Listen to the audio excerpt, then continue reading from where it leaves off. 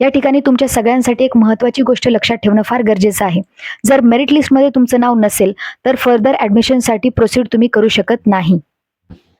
Hello friends, welcome back to my channel. तुमच्या सगळ्यांचं माझ्या चॅनलवरती पुन्हा एकदा स्वागत आहे. माझं नाव निकिता धनी, मी फायनल इयर BSc नर्सिंगची स्टुडंट आहे. तर खूप सारे स्टुडंटचे कमेंट्स येत होते, व्हॉट्सअप ग्रुपमध्ये पण खूप सारे स्टुडंट आपले विचारत होते की दीदी आता रिझल्ट नंतर जी काही प्रोसिजर आहे ॲडमिशनची ती कशी असणार आहे, त्याच्याबद्दल एक संक्षिप्त रूपमध्ये एक व्हिडिओ बनवा. तर आजच्या व्हिडिओमध्ये आपण जे काही आपली महाराष्ट्रातील BSc नर्सिंगची ॲडमिशन प्रोसेस आहे त्याच्याबद्दल डिटेलमध्ये जाणून घेण्याचा एक छोटासा मी तुम्हाला एक या व्हिडिओमधून आढावा देणार आहे. सगळ्यात पहिल्यांदा 6 ते 7 मे मध्ये आपली जी काही एक्झाम आहे ती झालेली आहे. एक्झाम नंतर मॉडेल आन्सर जी काही आन्सर की आहे ती पण आपली आलेली आहे. आता आपण सगळे काय करतोय, वाट पाहतोय कधी आपला रिझल्ट येईल. तर रिझल्ट आल्यानंतर सगळ्यात पहिले रिझल्ट आल्यानंतर तुमची मेरिट लिस्ट, जी काही स्टेट मेरिट लिस्ट ज्याला आपण SML म्हणतो तो येणार असतो. स्टेट मेरिट लिस्टमध्ये तुमचं नाव असणं फार फार गरजेचं असतं. स्टेट मेरिट लिस्टमध्ये तुमचं नाव असणार आहे, तुमचा जो काही रँक असणार आहे स्टेटमधला तो येणार आहे. कॅटेगरी वाईज तुमची रँक डिसाईड होणार. रँक डिसाईड झाल्यानंतर मग जी काही आपली mahaCET.org जी काही आपली वेबसाईट आहे CET सेलची, त्याच्यानंतर तुम्ही रजिस्ट्रेशन करणार आहात. रजिस्ट्रेशन केल्यानंतर मग तुमचा ॲप्लिकेशन फॉर्म त्या ठिकाणी तुम्ही फिल करणार. ॲप्लिकेशन फॉर्म फिल केल्यानंतर म्हणजे मेरिट लिस्ट नंतर सर्वप्रथम तुमचा रिझल्ट येणार, रिझल्ट नंतर मेरिट लिस्ट येणार, रजिस्ट्रेशन होणार, त्याच्यानंतर ॲप्लिकेशन फॉर्म पुन्हा एकदा त्या ठिकाणी तुम्ही फिल करणार. तुमची जी काही डिटेल्स आहेत 10वी 12वीचे जे काही 11-12चे सगळे डॉक्युमेंट्स त्या ठिकाणी तुम्ही अपलोड करणार. त्यानंतर तुमचा कॅप राऊंड स्टार्ट होणार. आता कॅप राऊंडमध्ये खूप सारे या ठिकाणी राऊंड्स असतात. कॅप राऊंड 1 असतो, कॅप राऊंड 2 असतो, कॅप राऊंड 3 असतो आणि हे सगळे कॅप राऊंड झाल्यानंतर स्पॉट राऊंड असतो किंवा इन्स्टिट्यूशन राऊंड असतात. आता ते काय आहे ते पण याच व्हिडिओमध्ये मी तुम्हाला एंडिंगला सांगणार आहे. तर यासाठी तुम्हाला आजचा हा व्हिडिओ आपला एंडपर्यंत पाहायचा आहे. सगळ्यात पहिल्यांदा रजिस्ट्रेशन केलं, डिटेल्स सगळ्या तुम्ही टाकून घेणार. डिटेल्स नंतर तुमचे जेवढे पण काही डॉक्युमेंट्स आहेत ते या ठिकाणी तुम्हाला फिल करायचे आहेत. आता तुमच्या या संपूर्ण BSc नर्सिंगच्या ॲडमिशन प्रोसेससाठी कुठले कुठले इम्पॉर्टंट डॉक्युमेंट्स, आवश्यक कागदपत्र लागणार आहेत यावरती मी एक डिटेल व्हिडिओ बनवलेला आहे. कालच तो व्हिडिओ मी अपलोड केलेला आहे आपल्या चॅनलवरती. जाऊन तो व्हिडिओ तुम्ही पाहायचा आहे. सगळे काही इम्पॉर्टंट डॉक्युमेंट्स त्याच्यामध्ये मी दिलेले आहेत. हे सगळे डॉक्युमेंट्स तुम्हाला रेडी करायचे आहेत आत्ताच. तो व्हिडिओ नक्कीच तुम्ही पाहून घ्या. त्याच्यामध्ये फार इम्पॉर्टंट डॉक्युमेंट्स मी सांगितलेले आहेत.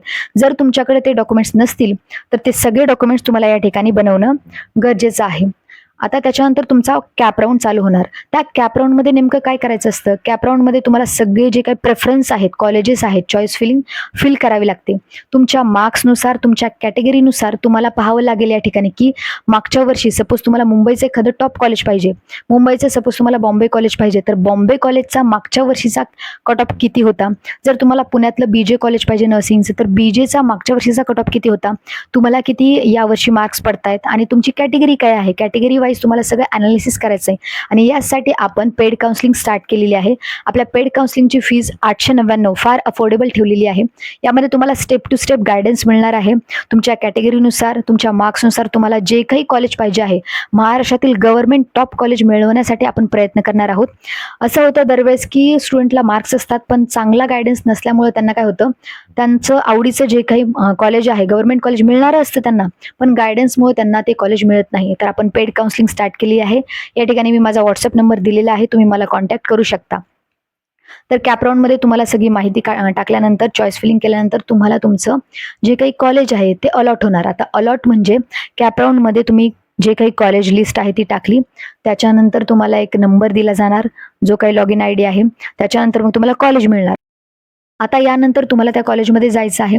कॉलेजमध्ये गेल्यानंतर आता ॲप्लिकेशन जेव्हा तुम्ही फिल करणार तेव्हाच तुम्हाला एक पेमेंट करावं लागतं, ते कॅप राऊंडसाठी करावं लागतं. कॉलेजमध्ये गेल्यानंतर जर तुम्हाला कॉलेज आवडलं तर त्या ठिकाणी तुम्ही रिटेन्शन फॉर्म फिल करणार. कॉलेज आवडल्यानंतर तुम्हाला त्या ठिकाणी एक फॉर्म फिल करायचा असतो, रिटेन्शन फॉर्म.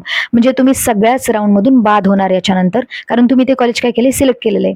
जर तुम्हाला कॉलेज आवडलं नाही तर तुम्ही कॅप राऊंड 2 साठी पात्र होणार.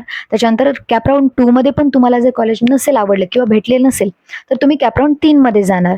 आणि 3ही कॅप राऊंडमध्ये जर तुम्हाला या ठिकाणी ॲडमिशन नाही मिळालं तर त्यानंतर असतो स्पॉट राऊंड किंवा इन्स्टिट्यूशन राऊंड.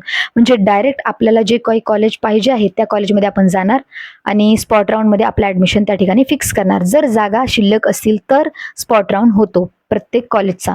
म्हणजे कॉलेजची जर सीट 50ची कॅपॅसिटी असेल तर 3 ते 4 सीट जर उरलेल्या असतील तर ते कॉलेजच्या सूचना फलक किंवा जो काही नोटीस बोर्ड आहे त्याच्यामध्ये देणार की 3 ते 4 जागा शिल्लक आहेत.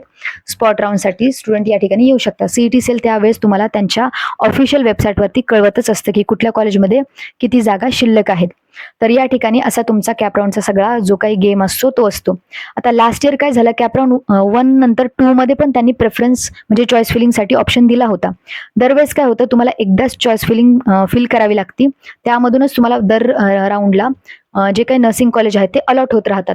पण मागच्या वर्षी त्यांनी कॅप राउंड 1, कॅप राउंड 2 अशा प्रत्येक राऊंडला स्पेशल चॉईस फिलिंग ऑप्शन दिला होता. तर यावेळेस आता नक्की काय आहे ते सीईटी सेलच्या हातामध्ये आहे. जे काही आपले ऑफिशियल आहेत मेंबर्स त्यांच्या हातामध्ये आहे. जर त्यांनी दिला तर या ठिकाणी मी आपल्या चॅनलच्या माध्यमातून तुम्हाला नक्कीच सांगेल की ऑप्शन आपला रिलीज झालेला आहे. तुम्ही कॅप राउंड 2 ला देखील नवीन प्रेफरन्स लिस्ट या ठिकाणी फिल करू शकता.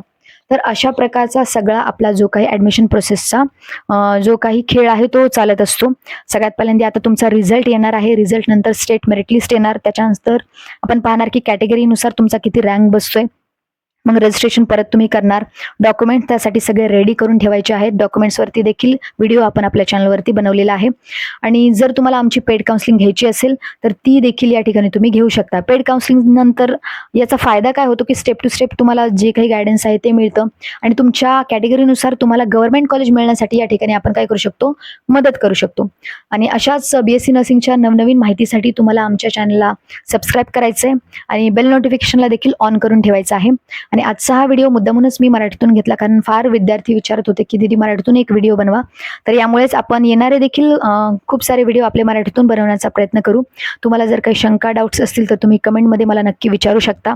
आणि आमच्या चॅनलला या सबस्क्राईब करण्याचा तुमचा फायदा आहे की जो तुमचा सेमिस्टर पॅटर्न चालू होणार त्याच्यामध्ये देखील जे काही इम्पॉर्टंट क्वेश्चन्स असतात, कुठल्या कुठल्या टॉपिकला तुम्ही फोकस केला पाहिजे, नर्सिंग रिलेटेड सर्व काही माहिती या चॅनलवरती तुम्हाला उपलब्ध मी नक्कीच वेळोवेळी करण्याचा प्रयत्न करणार आहे. नक्कीच आजचा हा व्हिडिओ तुम्हाला आवडला असेल तर तुमच्या फ्रेंड्सला देखील तुम्ही शेअर करू शकता आणि एक लाईक जरूर नक्की आजच्या या व्हिडिओला करा. तोपर्यंत नमस्कार.